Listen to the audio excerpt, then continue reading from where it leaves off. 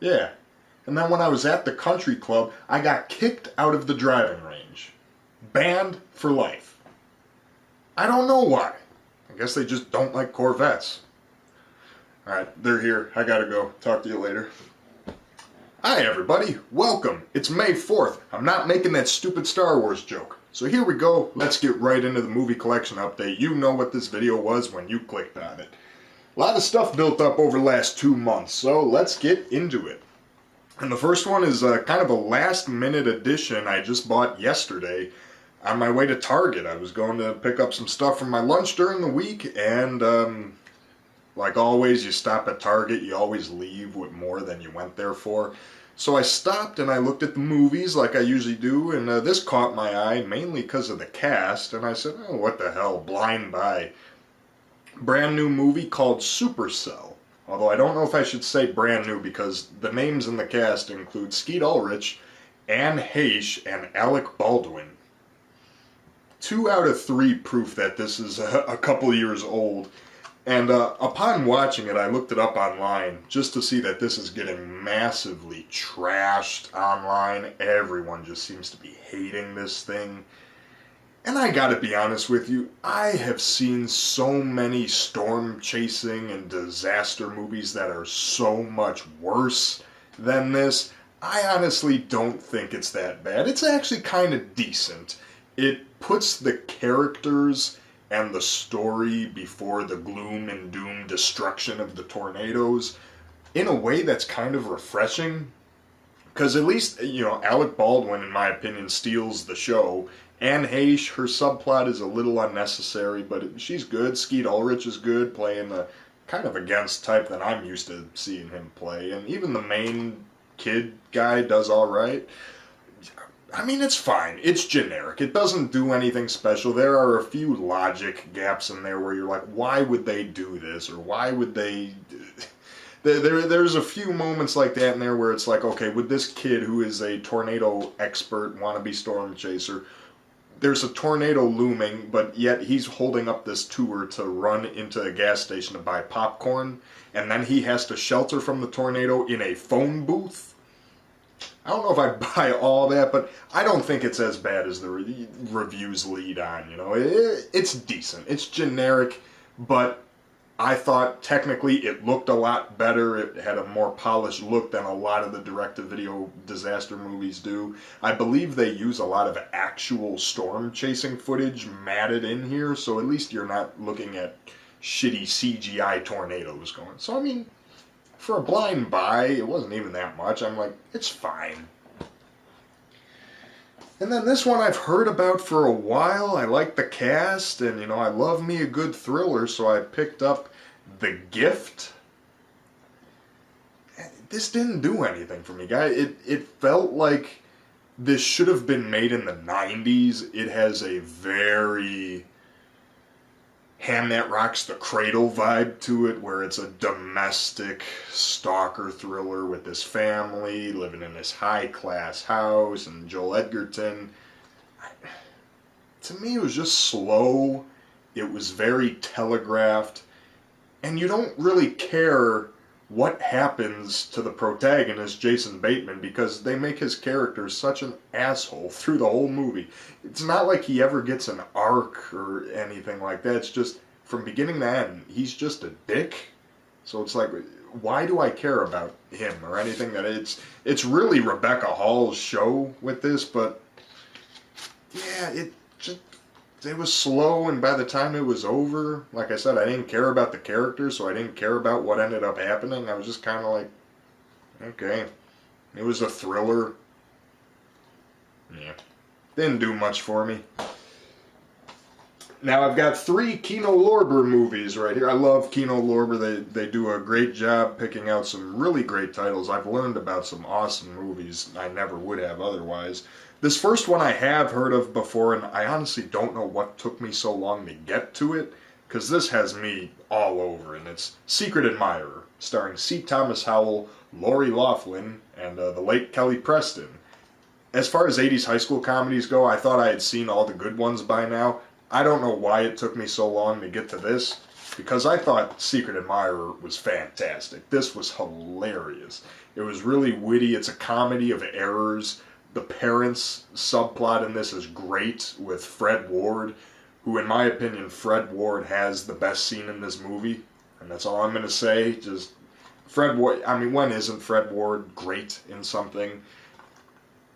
Yeah, it's just the comedy, because it's not just stoner comedy, and it's not just, it's a very situational comedy film. Like I said, a comedy of errors. But I found myself laughing quite a lot in this.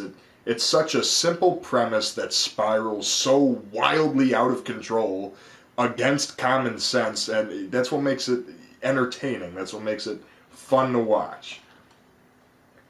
Great soundtrack, too. There's a Van Stevenson song, No Secrets, in there that is... love it. So yeah, if you're a fan of 80s comedies and you somehow have not seen Secret Admirer yet, if you're like me and you were slacking too long on it, because there was another Blu-ray of this out by a different company that was like Bare Bones, I think. I don't know if there was anything on it. I could be wrong. But then when I saw Kino Lorber, I'm like, alright, you know, if Kino's doing it, it's got to be worth it. And there's a commentary on here. I haven't watched it with that yet, but there's a lot of people there, so. Great 80s movie. It's always fun, because a lot of the times those 80s comedies, they just blend together. It's the similar gags and stuff. That one did a good number, and it's got such a good ensemble cast. There's Corey Haim, there's Courtney Gaines, there's... Next up, from the 3 Kino Lorber movies, and this is one that I had not heard of. And I love, love, love my 70s automobile movies. That's 70s car chase movies, 70s vehicle movies. I just love. I got a soft spot growing up with my dad. That's all he would watch. I don't even know if he's seen this. I got to ask him about that. The Big Bus, which is basically Airplane before Airplane. And this I really enjoyed because this was completely my sense of humor incarnate. Just, it crosses the line of being so stupid so many times in this, but that's what makes it funny. Like, there's so many gags that just kind of keep coming, all done with such a straight face. Like I said, Airplane, but this came first. And I just had a great time. Ned Beatty in a supporting role, Sally Kellerman, Richard Mulligan, Lynn Redgrave, Joseph Bologna, Stockard Channing, and John Beck. It's like, how can you hate a movie where there's a nuclear-powered bus that has a bowling alley on it? There's a scene they're going up the speed and the bowling pins all fall and everyone like jumps over the bowling ball like dominoes. It's just dumb stuff like that, rinse and repeat. And there's this whole subplot with Ned Beatty and Jack. Oh, Jack, please come back, come back. The dumbest stuff made me laugh. And it just the 70s charm to it.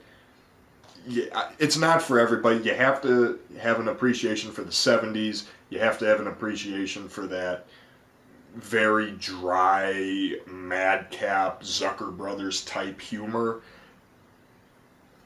And this delivered for me.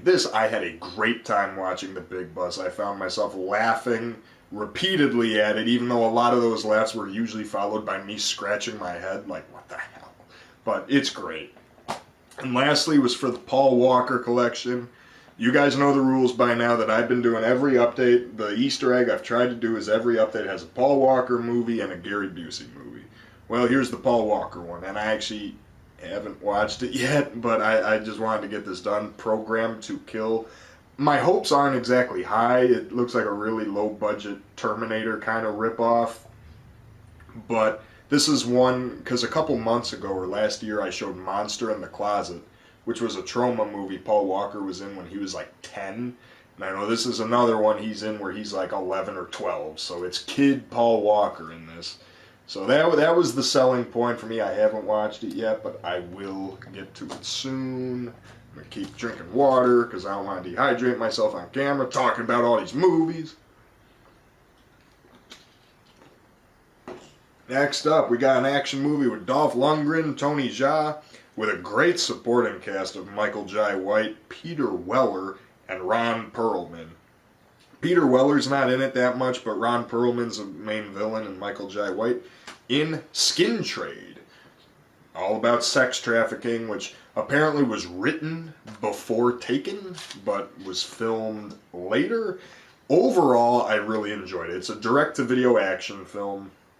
It does have a lot of those hallmarks that you expect to see in a direct-to-video action film, like filmed all in a foreign country, check. You know, grimy, you know, dim environment, check. You know, it hits a lot. You could tell it's a direct-to-video action movie by watching it, but it's filled with so much more merit than a usual one. The fight choreography is where this stands out between Tony Jaa and Dolph Lundgren. The fight choreography in this is amazing. There's a lot of just all-out brawls and fight sequences that are really well done. The place where this fumbled for me, though, was the ending. It ends... I don't know if this was their intention, if it was to get out like a message about people being lost in trafficking, but the film ends on an ambiguous note, almost like it's setting up for a sequel that we never got. I did not care for that. I wish this thing just ended. It's like, okay, this is a direct-to-video action movie with Dolph Lundgren. I don't know why we're trying to set this up for... If they were, maybe the ending was their intention from the beginning. I don't know, but that was the one part I'm like, this movie didn't need that. You were doing just fine. Just end the thing. Why are we introducing this concept now at the end? So that was a little weird. But for the fight scenes and for the story, to see some sex traffickers get screwed up, it's worth it. Better than your average direct-to-video action film. Showed Black Sheep in the last update. So I had to follow it up with Tommy Boy, the Holy Shnikey edition. They're basically the same movie. That's what I learned. But if you like one, you'll like the other. So I greatly enjoyed Tommy Boy. I don't know. I'm a graduate of the Second City in Chicago. I have a bachelor's degree sitting right over there in comedy, writing, and performance. Why I did not watch this or Black Sheep sooner. They're both road movies with David Spade and Chris Farley. They're pretty much the same movie. One is a political election satire kind of thing, and this one is just him trying to save the family business against Rob Lowe, who's a villain. That's fun to see. Brian Dennehy. You'll know whether if you like the Chris Farley brand of humor or not. This and Black Sheep make a perfect companion piece to one another. They're so similar. Rob Lowe is a fun addition to this one. The whole thing with the deer is great. Directed by Peter Segal. I don't know if I can't remember if that was the same director of Black Sheep or not. It might have been. I have not watched any of these deleted scenes. There's a shit ton of stuff on this Blu-ray that I have not watched yet, but no, it's... You know your taste in comedies if you're a fan of David Spade, Chris Farley, their brand of humor. It's a great, very satisfying comedy double feature between this and Black Sheep. I'd rank them about equal, in all honesty. There's not really... I didn't like one more because they're so similar. You know, it's like you like one, you're bound to like the other one. Another blind buy right here, and this one just sounded cool reading the synopsis of it, because I'm a sucker for single location thrillers. I don't know why, just whenever and if you go through all these updates, I've talked about a lot of movies like that, where it's about a group of people stuck in a confined space that gotta survive whatever extraneous situation. Well, this is one like that blends that with being a werewolf movie called Howl. Werewolf is not a subgenre I've ever followed too closely, so maybe this is more well-known than I'm giving it credit for. I really don't know. Overall, I went in with kind of tempered expectations, but overall I actually really enjoyed Howl.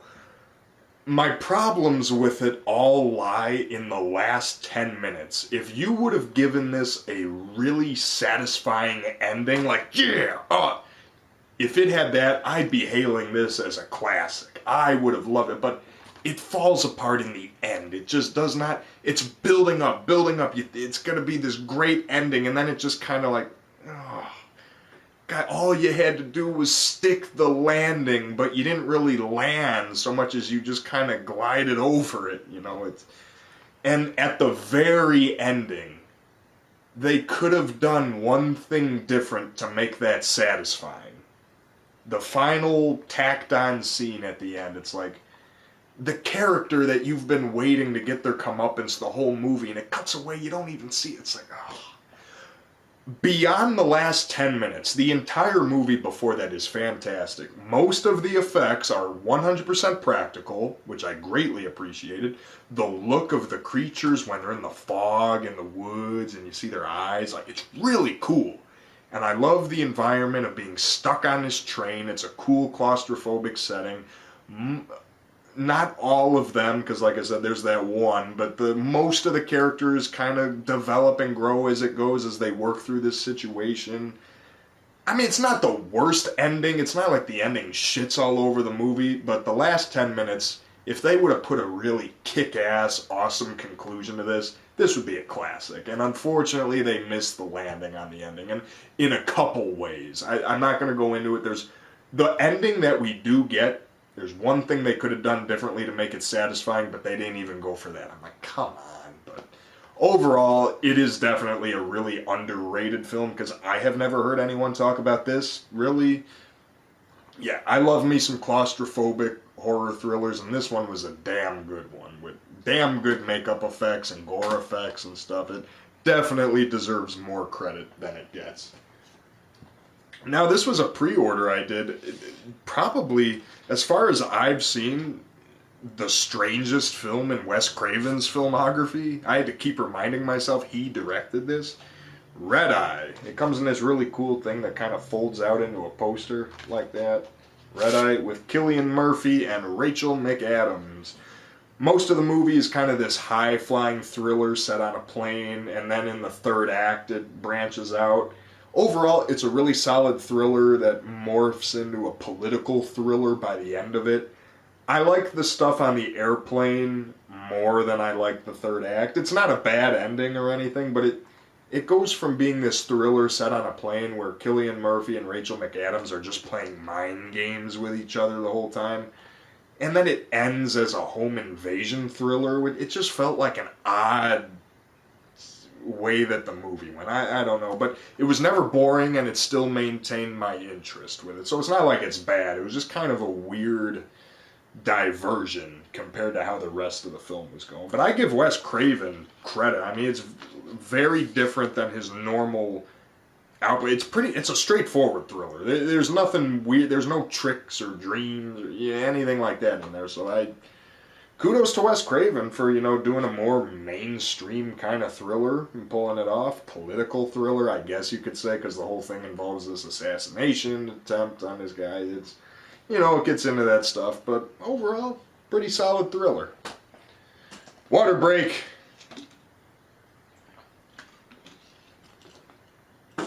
This one I had heard about for so long. I've always known of it, I've just never seen it. And the Vestron Video Collectors series, I don't have too many of them, but I found this used for like $7 in one of my stores, so I'm just like, let's check this out. I like Fred Savage, I love The Wizard. Howie Mandel, sure. Daniel Stern, everybody loves Daniel Stern. Finally got around to watching Little Monsters. And good God, don't you miss the days when they made these weird as hell kid movies that would scare the living shit out of you? Not saying that would happen to me, because most of the time I thought this movie was just kind of weird. There's a lot of really crass humor in there. Like, there's piss jokes and stuff that I definitely could have done without. Because like I said, I'm a guy with a bachelor's degree in comedy, and I know comedy is like the most subjective genre that exists. Toilet humor like that, just like the piss, I'm just like, I never find that kind of stuff funny. But when it gets into the whole nightmare world and you see kids just get beheaded and stuff, that just goes to show how weird of a kid's movie this is. It does a good job really capturing those nightmarish kind of visuals that a kid would have of the monster under their bed. And Howie Mandel is great. He was pushing it, though. Like, there were certain times where I was like, because I did not like Drop Dead Fred, because I thought Fred in that was just too annoying, and I'm just like, God, somebody. Howie Mandel doesn't quite get there. He walks the line, but there are some points where you're like, okay, Howie, slow your character down a little bit, Maurice.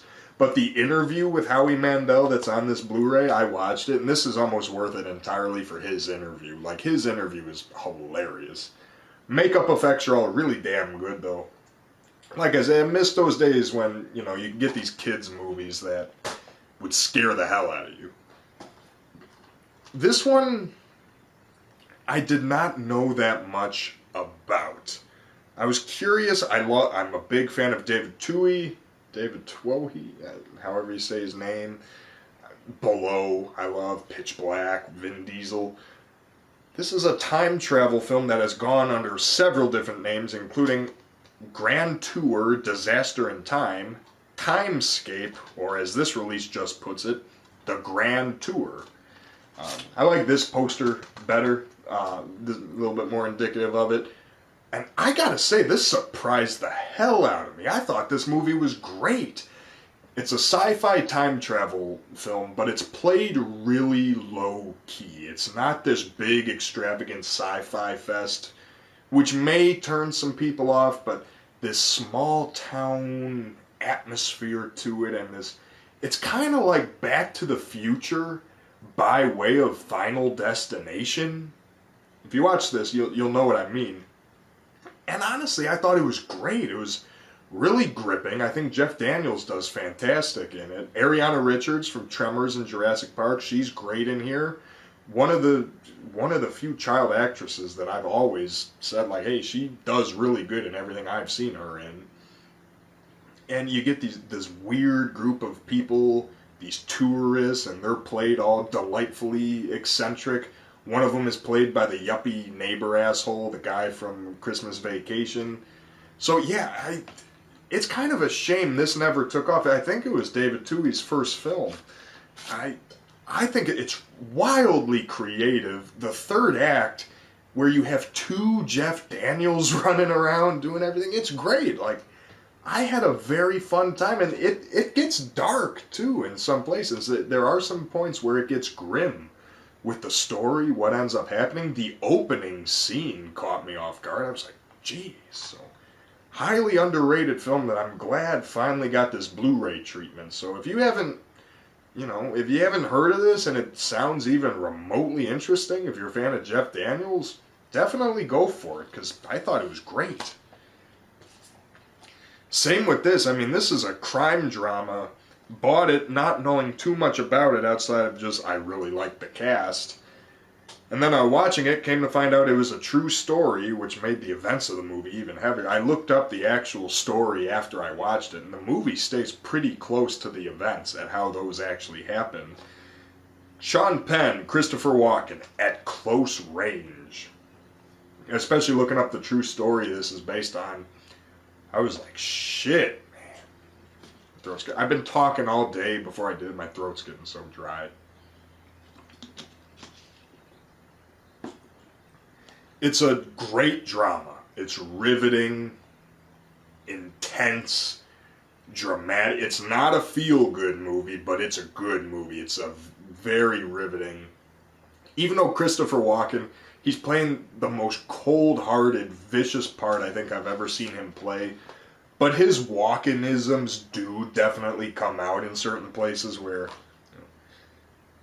do you want any cornflakes? Or there's a part where he's really angry and he's driving his truck around the field and it just cuts to him in the truck just going, ah! Like, so his Walkenisms do come out. I heard that Jack Nicholson was originally slated for that part, which this film would be absolutely terrifying, picturing Jack Nicholson playing this part. All they did, as far as I could tell, was change the names for the story, but it's a family crime drama. Chris Penn is in it too, playing the brother of Sean Penn in this, so that was cool to see, seeing Christopher Walken as their dad. Supporting cast by a very young Kiefer Sutherland. You got Crispin Glover, Stephen Jeffries, Mary Stuart Masterson is the love interest of Sean Penn. It's a great movie, just you got to be in the right mindset. Be aware that you are about to see a heavier film that it won't make you happy, but it's gripping. You'll be watching it. several scenes are going to make you say, ooh, shit. And now this is when I turn everyone against me, talking about how I'm the comedy guy. I love Big Bus, love Secret Admirer, so one that I was always slacking on and I never saw was the classic movie Stripes. John Candy, I love John Candy, Bill Murray, and everything. So finally, after all this time, I watched it. One of the most hyped up kinds of Best Buy Steelbook I got when I was there. One of the only times I've ever been to Best Buy in years. It didn't do anything for me, guys. I'm sorry. I know everyone's going to switch up. You are not a comedy guy. You did not graduate with a comedy degree if you don't like Stripes. I'm sorry. It was just too slow. I don't know if it's the hype. Bill Murray's super deadpan sarcasm has never done anything for me. I'm sorry, but I watched this. I gave it a chance. I'm sorry. It didn't do anything for me. I'm sorry. If you're gonna unsubscribe, feel free. You know, I realize that it's a travesty what I just said, but it didn't do anything for me, guys. I'm sorry. This was a cool one though. S.W.A.T, Colin Farrell, Michelle Rodriguez, LL Cool J, and Jeremy Renner in a very interesting earlier role for him. You know, this is a long movie, but it's not a bad movie. Because it's never boring. It's long, it's like 2 hours, maybe 2 hours and some change, but it stays entertaining. There's a lot of development with the story, there's a lot of growth that happens throughout. The end credits play a song that's called Samuel L. Jackson. I can't hate that. I mean, that's so weird and kind of silly. LL Cool J does great. Colin Farrell's a good lead. You know, he did this around the same time he did Phone Booth, which I love. Yeah, Jeremy Renner. It's satisfying conclusion. Some cool action set pieces in there. It doesn't stand out the most, but, you know, it's serviceable. A lot of the car chases are done in here as if it's like a Grand Theft Auto Saints Row movie with the way the car chases and these big pileups, and everyone is out to get this escort. So that made it fun. I was entertained with S.W.A.T. Good early 2000s action film. I'm not going to dwell on this one long. My horror fans, if you're watching this, odds are if you clicked on this video, you've seen the movie already. It's John Carpenter's The Fog. I never saw it before, finally did. Moody as hell. The atmosphere is so strong in this coastal town. Eerie, creepy imagery. The music. Tom Atkins getting laid left and right, like normal for him. Janet Leigh and Jamie Lee Curtis, always cool to see that mother-daughter pairing together. Yeah. What can I say about The Fog that you don't already know? I was way late to the party in getting to it. It is drenched in the John Carpenter mood, but it's fantastic. Who doesn't like The Fog? I don't intend on seeing that remake. So.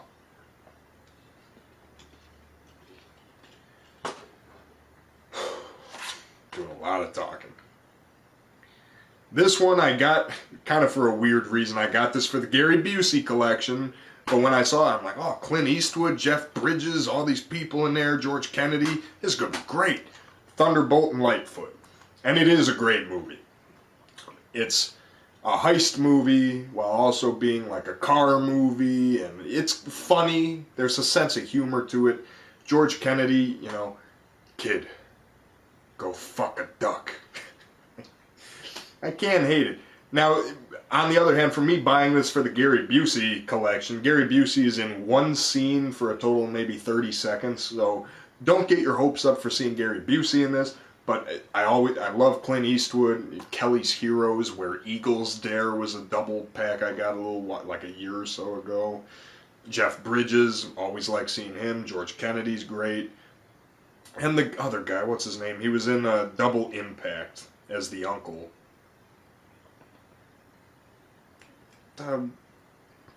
Why am I drawing a blank on his name? Why isn't his name on here? Jeffrey Lewis, that's it. Jeffrey Lewis is great in here too. A little bit of a comic relief. There's a part where he has to become an ice cream truck driver. 70s movie enthusiasts, 70s car, Clint Eastwood. If you haven't seen this, odds are you probably have. It's a great 70s caper movie. And when I say 70s, I say 70s. 5 movies left, and now these are going to be all the DVDs. Like I said, I'm trying to migrate my collection as far over to all Blu-ray as I can. But these are films that don't exist on Blu-ray as of now, and you know, with rights and all this stuff, there are certain that are probably never going to get past DVD. There may even be some that never get past VHS. So that's why I don't really care. Like, if it's DVD, then so be it. You know, my whole life was built on DVD. I'm not just going to be like one of them, oh, if there's not a 4K release, you are not getting my business. Like, fuck off. Now, here we go with the DVDs, and the first one's a very interesting recommendation, as I'm not a big found footage guy. I don't know if I would really consider this found footage, per se. It's more like a mockumentary, as if you're watching a true crime documentary, called Savageland. It's done like you're watching a true crime documentary, and for that, it's exceptionally well done. This feels... If I didn't know what this was when I bought this DVD, like if I just like flipped it on or something, I would assume that this is just like some Netflix documentary that I never saw. And obviously it does get a little tropey with the horror stuff because the whole thing is done. It goes back through all these like film photographs that this guy had taken this night that this town disappeared. It does get a little tropey, the story they build into it. It's like, okay, like I could tell where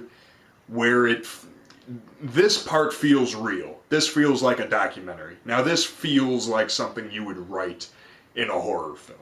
But that I know it's fiction from the get-go, so it's more of a minor nitpick, because it's really well done. It's really well presented. I think it goes on a little long, though. It's like 80 minutes long. I think if they made this 60 minutes long, boom, on the nose, as if it was like a 1-hour special, I think it would have... Because it does drag a little bit in places when they lead up to the action. There's a lot of graphics and stuff that repeat over themselves. And by the last 20 minutes, the story part has pretty much ended. And then the movie does get lost in its social commentary about immigration and stuff for like the last 15 to 20 minutes. So if you trim all that out, I think if this was just a 60-minute special, I think it would have been outstanding. It outstays its welcome a little bit, and especially because, like I said, I think it gets too into the social commentary by the end. But it's so well presented, and it's genuinely eerie in the middle portion of it when they're going through what happened to this town and they're recounting it. That's creepy, and then it just kind of keeps going, and I'm just like, eh. But overall, it's really well presented, and if you're a fan of found footage, slightly different, but I think you'll like this. If you're a true crime fan, I think you'll like this, just to see how well the presentation of it's done. So yeah, overall, Savageland, I thought was pretty well done. This I got for 99 cents in my used store. I knew just by looking at the tagline and the title, he's got the biggest rock of them all. Bling Bling. Which nothing about this cover even makes sense with the movie. But, so I was in my used store, I saw this, I'm just like, this looks like cheap garbage for 99 cents, why not? And then I opened the case, and it's just, like, someone did all this graffiti in it, and it says, Bling Bling, Happy B-Day at 20 years, QFK 13. So as soon as I saw all this shit, I'm just like, okay, I have to get this. And goddamn, this is dog shit. It's like shot on video. It is so inept in every way that it was hysterical. The opening credits, I knew exactly what I was in for when the first word that pops up before the cast in the opening credits, it says, staring. Doesn't say starring, it says staring. Absolute dog shit. I mean, I knew what it was when I'm like, okay, there's no way this is going to be anything but dog shit. This is a TV movie. I thought sounded interesting. I like outdoor survival kind of movies, and this one with Mariel Hemingway and Doug Savant, called First Daughter. For a TV movie, it's fine. There's good scenes of rock climbing and whitewater rafting, although there's a green screen explosion, like jumping from an explosion, that is so laughably bad and hilarious that you remind yourself, this is a TV movie. For a TV movie, it's fine. I was not pissed that I watched it. It's probably not something I'm going to revisit often. These pictures on the back are not from this movie. I have absolutely no idea who they are or what. That is not from this movie. This is not a picture of Mariel Hemingway from this movie either. And apparently this got a couple sequels too. Mariel Hemingway did one of them. Doug Savant did both of them. So apparently this caught on with someone. But outdoor survival TV movie, it's fine. Now, the last two are bootlegs of these two movies that don't have proper DVD or anything releases, and one of them's from 2008, which I don't understand, but the first one from the 90s is with Judge Reinhold, Rachel Ward, and Brian James, called Black Magic. This is a bad movie, but it is so perplexing and weird that I was still kind of drawn in, where Rachel Ward is a witch. She's just kind of cursing people, and Judge Reinhold's going looking for his rock star cousin that went missing, who keeps visiting him and talking to him in his dreams. It's bizarre. It's not good, but it's bizarre. There's a character in here, there's a lady. Her character has been cursed that she can never take a shit. And she's literally going crazy, yelling at Judge Reinhold. The exact line of dialogue is, "I'm pregnant with waste." And I'm just like, what the fuck? Yeah, Black Magic. It's not good. Not at all. But it's weird. Last one. I've been saving this for last. The grand finale of this update. Because, ladies and gentlemen, I'm proud to present you with probably... I know I say this a lot, but the most batshit film I think I have ever seen. It's called The Flyboys, also known as Sky Kids.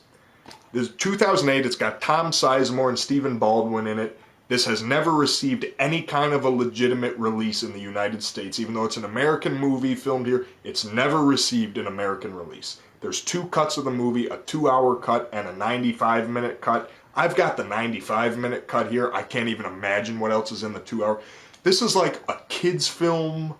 It's filmed like a kid's film, like a Mormon film. It feels like you're watching the Buttercream Gang.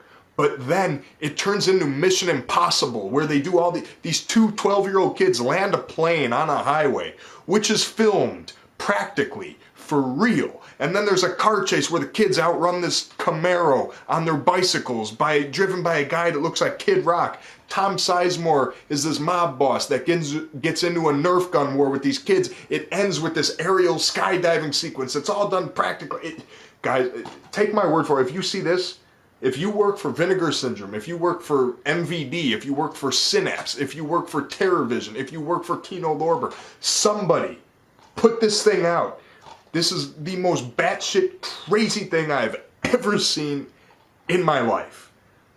Like, Rocco DeValiers is the director. I don't know who you are, but why this is not a top cult film in the US, completely beyond me.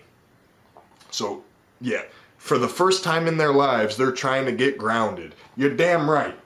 One of the craziest films I have ever seen in my life. Get the director's cut. Get this thing on disc in the US. This is insanity to the max. Thank you for watching my May 4th update, everybody. Hope you all enjoyed. Got a busy summer ahead, so we will see you soon. Cheers.